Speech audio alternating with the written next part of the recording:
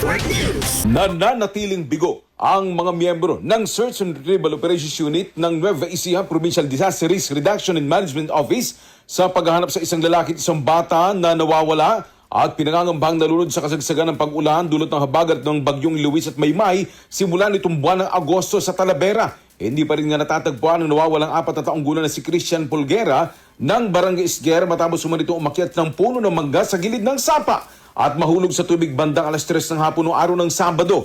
Natanawan pa umunong paslit habang humihiyaw sa sapa at nagpapasaklolo sa ina na walang magawa dahil kilik din ito ang isa pang anak. Samantala, isang missing person din ang iniulat naman ng Laor Municipal Disaster Risk Reduction Office at kinilala itong si Benigno Ibaristo. Nabatid na nagpaalam ang biktima na tatawid sa ilog ng pinagbayanan bago nawala noong Agosto 5 alas 11 ng gabi. Ayon sa Nueva Ecija PDRIMO, kasama nila sa Search and Retrieval Operations ang MDRIMO units ng Laor, Bungabon at Cabiao sa paggalugad sa kabaan ng Pampanga River pa-downstream mula Cabanatuan City hanggang sa bayan ng Cabiao, ngunit bigo pa din silang mahanap ang dalawa. Kasama mo sa Arimen Nueva Ecija, Radyo Man Ace Blanca, Tatak Arimen. RMN Network News.